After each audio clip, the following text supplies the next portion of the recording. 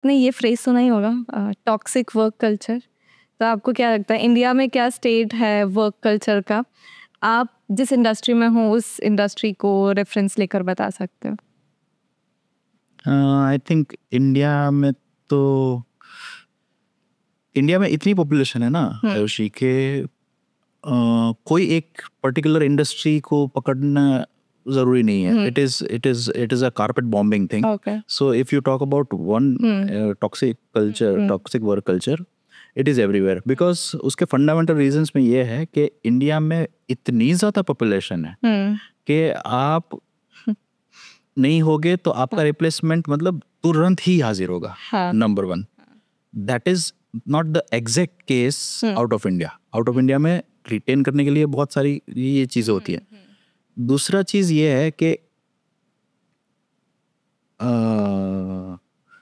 toxic work culture is a very subjective thing. Sometimes people, what is your interpretation of it? You can feel free to share. Toxic work culture is zehreela वातावरण. You know, zehreela वातावरण is not exactly the zehar in the air, but you suffocate. You get exhausted and you don't feel motivated to come to office. That is work culture. That is toxic work culture, according to me. Because उससे beyond कुछ है ही नहीं. On Monday morning, if I don't feel motivated कि मैं अच्छा shirt पहन के, अच्छी घड़ी पहन के, परफ्यूम लगा के तैयार हो के मस्त ऑफिस जाऊं, if that is not the feeling in the Monday morning, then probably you should introspect कि मैं सही जगह पे हूँ, मैं काम नहीं सही कर रहा हूँ, या what is wrong. Then the introspection starts. Then it should start at that point of time. But toxic work culture में ऐसा है कि वही एनवायरनमेंट किसी एम्प्लॉय के लिए बहुत एडवांटेजियस होता है, फ्रूटफुल होता है, और वही एनवायरनमेंट किसी के लिए टॉक्सिक होता है. So that depends on the person to person. मतलब मेरी टीम में ही मैं किसी को टॉक्सिक लग सकता हूँ और मैं किसी को टॉक्सिक नहीं लग सकता हूँ. हालांकि फिलहाल ऐसा नहीं है. I have been blessed to not being considered as a toxic manager, और बट या so that depends on the person to person. And fitment of the job हो गया. See, if employer is good, boss is good, you are good, but the fitment is not right. You are not doing something that is your strength. Then also you feel exhausted, and then even if your boss is supporting you in each and every possible way, you find it toxic because you don't want to come to office. You feel that I'm not given enough opportunities.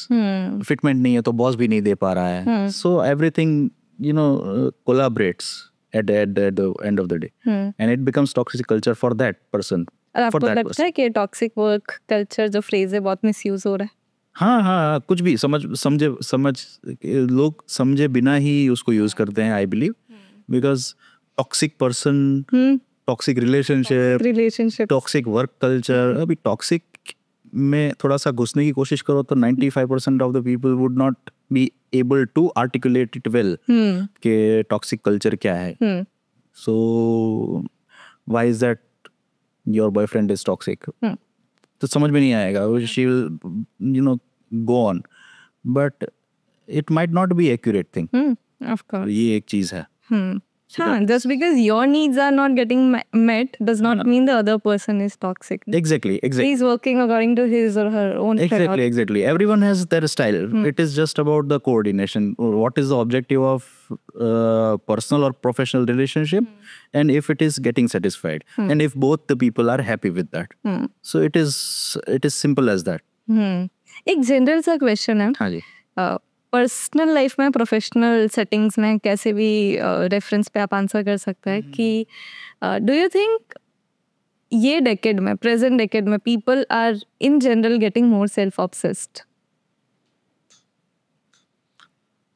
हाँ, self obsessed तो है, self obsessed लोग हैं.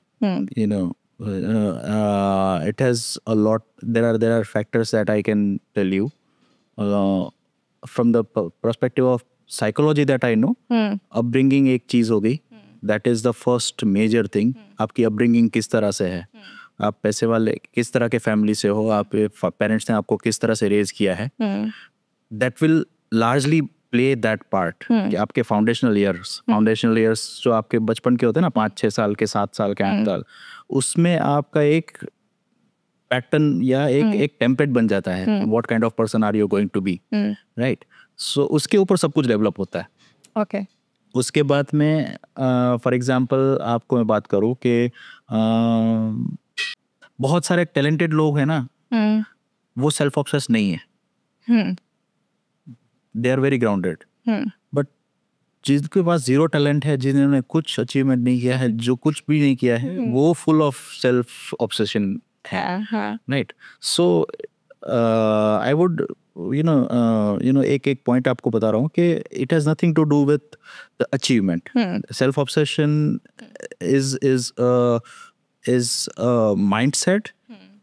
और उससे कुछ कोई special चीज है, उसका इंडिकेशन, स्पेशल चीज का इंडिकेशन है, ऐसा जरूरी बिल्कुल नहीं है. तो if you talk about narcissist people, narcissist, तो नार्सिसस करके एक प्रिंस हुआ करता था जो इतना हैंडसम हुआ करता था. ग्रीक माइथोलॉजी की बात है. ग्रीक माइथोलॉजी में एक बंदा हुआ करता था, नार्सिसस. It's a prince. वो प्रिंस जो है वो इतना हैंडसम था कि उसको बचपन में क्या गया था कि वो अपने आप को ना देखे, वो ध्यान रखो. अपने आप को खुद का चेहरा नहीं देख पाना चाहिए कभी भी. और खुद का चेहरा देखेगा देन उसका विनाश हो जाएगा उस टाइम पे. क्यों हो जाएगा, that will come later in the story. Okay. तो ऐसे लोग होते हैं आसपास, इसीलिए मैं ये बता रहा हूँ स्टोरी, कि ऐसे लोग होते हैं जो बिना किसी वजह अपना इतना सेल्फ ऑब्सेशन है. मैं फोटो में सेंटर में रहूँ, मुझे भी फोटो क्लिक करवाने का बहुत शौक है. I make sure that I am in the right frame, right environment, all that. I love photography that way. So I do that. But it is not self obsession. अभी self obsession की जो limit में बता रहा हूँ आपको, narcissism की story बता रहा हूँ. नार्सिसस करके एक प्रिंस था, इतना हैंडसम था, उसने अपने आप को नहीं देखना है वो बताया गया था. अपने आप को उसने अपनी यंग एज तक नहीं देखा. until he was 19 he had not seen himself कि वो कैसा खुद कैसा दिखता है. And at that point of time, Greek mythology was open about sexual relationships. So there were men, there were females. Everyone used to propose him to marry. उसमें but जितने proposals उसको आते थे, वो अपने आप को कुछ समझ नहीं लगता था कि हाँ मुझे तो बहुत प्रपोजल आ रहे हैं, मैं तो सबको मना कर दूं, सबको ह्यूमिलिएट करके निकालो. ऐसे नहीं कि मतलब हाँ I don't want to, I'm not looking out for someone like you. Politely, but ऐसा नहीं, गंदे तरीके से दिल तोड़ के रुला बुला के उसको ह्यूमिलिएट करके वो छोड़ता था. So he was that obsessed, self obsessed. अभी उसमें क्या हो गया, इको करके जो है ना, वो माउंटेन में जो इको होती है, तो इको ने भी उसको प्रपोज किया, because Echo did not have her own words. Echo को ऐसा श्राप दिया गया था, एक दूसरे कहानी है उसमें ऐसा श्राप दिया गया था कि इको की खुद की आवाज नहीं होगी, she will only repeat the words given to her. Okay, last words. तो इको ने भी उसको प्रपोज किया था नार्सिसस को शादी के लिए, but he again humiliated her badly and everything. तो उसने श्राप दिया कि अब तो तू, अब तेरा विनाश होगा. तुझे जिस चीज के लिए घमंड है ना, अपने लुक्स के लिए, हैंडसमनेस जो है तुम्हारी, उसके ऊपर जो घमंड है ना, वो ही तुम्हारा नाश करेगा. And one fine day what happened is के वो झील के किनारे गया था, झील में पानी था, उस पानी पीने के लिए he saw his own reflection there, और वो he fell in love with him. खुद के साथ इतना प्यार में पड़ गया, अपना चेहरा देखा था, पहली बार देखा. It is the first time that he had seen his face कि मैं इतना हैंडसम दिखता हूँ. And he fell in love with himself. And then वो वहां से हिला ही नहीं, वो अपने आप को ही देखते रहा. एंड ही ट्राइड टू किस हिमसेल्फ. जब किस करने की कोशिश करी तो पानी था, वो डिस्ट्रैक्ट हो गया पानी. तो ही अगेन वेटेड कि मैं पानी ठीक सो, मेरा खुद का चेहरा वापस दिखे तो मैं किस करूं. वापस किस करने की कोशिश की, then again. So it was infinite process, infinite loop he was into, and then he died then and there. कुछ दिनों के बाद वहाँ से हिला ही नहीं. He wanted to kiss himself. He died there. और वहाँ पे जो बोला जाता है कि वहाँ पे जो फूल उगे उसके ऊपर, वो भी ऐसे उस शेप में कि हाँ वो अपने आप को ही देख रहे हैं, उसकी परछाई, खुद की परछाई देख रहे हैं. नार्सिसिस्ट. हाँ, तो that is how the word narcissist came into this thing. Adjective. हाँ, एडजेक्टिव में आया. नार्सिसिस्ट है वो बहुत. तो that comes from narcissist story. Interesting. तो ऐसे लोग हैं अपने पास, आसपास ही हैं. तो और सेल्फ ऑब्सेशन में मुझे ऐसा लग रहा है कि आज people you know interpersonal connect जो है ना वो थोड़ा सा कम हो गया है ना. तो लोगों को पता नहीं है कि लोग कितने you know interpersonal relationships and person to person connection, वो एक ह्यूमन कनेक्ट जो होता है ना, वो that keeps you grounded somewhere. Otherwise ना आप सिर्फ अगर सोशल मीडिया की लाइफ है आज, डिस्ट्रैक्शन थाउजेंड्स हैं आज के टाइम पे. बट मैंने देखा है, मेरे दोस्त हैं तो उनके साथ मैं बैठा हूँ, बहुत सारे दोस्त ऐसे हैं जो सामने बैठा हूँ लेकिन फ़ोन पे बात कर रहे हैं, फ़ोन पे ही उनका है ध्यान. That is what I am not respecting you, I am respecting this phone text और रील और message whatever is there in front of me, because I want to see, and I want to see is a somewhere the element of self obsession. कि मैं अपने में रहूं, मैं अपने में रहूं, सामने वाला. तो ऐसे लोगों को जाना चाहिए जंगल में, सोसाइटी में रहना है. हाँ, ये भी रीजन है ना कि हमारी सोशल स्किल्स उतनी होन नहीं हो पा रही है जितनी होनी चाहिए. हाँ, नहीं हो पा रही है. Right. People cannot articulate, you know, I always say this thing कि you know IIMs या कहीं पे भी आप जाओ, एजुकेशन कहीं से भी लो आप, if you don't have independent thought process, तो your education is in vain. आपका thought process independent नहीं है. सामने वाले को लगना चाहिए कि यार मैं इसको सलाह देने लायक हूँ या नहीं, उसको पता ही है. बट फिर भी so whole point of education is that you are educated enough, because you are educated only when you have independent thought process. So if your mind is not transformed that way, it is not about sums, it is not about marks, it is not about degrees. आपका education कब काम आता है? जब आप अपने independent thought से ही कुछ problem अपनी life के जो solve कर सको, अपनी life को ease कर सको. And you know, you lead a reasonably well-mannered, cultured, socially acceptable life. If you can lead with own thoughts, so that's education. What do you think how narcissistic tendencies in people show up in office environment? One of the thing I told you. अपना दिमाग मत use करो. हाँ. मैं ही बोलूँ वो ही करना है. Narcissist. So that's a narcissist story. Other thing that I can say, बहुत सारे लोग होते हैं जो क्रेडिट लेने में एक्सपर्ट होते हैं. So that is narcissist. दूसरों के काम का क्रेडिट. Yes, काम दूसरे ने किया है, but क्रेडिट मुझे लेना है.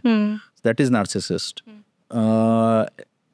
उसके बाद में if you see, if your subordinate is more intellect than you, then also you feel bit insecure, बोल सकता हूँ मैं. Sometimes not insecure, but हाँ, you don't like that state. Why is it so? Why my subordinate is more intellectual than me? या फिर why my subordinate is talented than me? वो एक चीज रहती है. That is also sign of narcissist behavior. अगर आपके boss हैं, उनको प्रॉब्लम है कि आप उनसे ज्यादा स्मार्ट हो और ये insecurity, what should you do? No, I'm telling it to you hypothetically. ऐसा कुछ है नहीं, but still. No. What should you like? If there's someone in that position, what should one? See, you should try to help your boss in getting what he desires. You know, and be obedient. You know, if you want to save your job, if you, I personally don't go by that, but generally, if that person wants to keep his job, go as per boss. simple. Because at the end of the day, I have seen authority wins ultimately, even if the authority is dumb.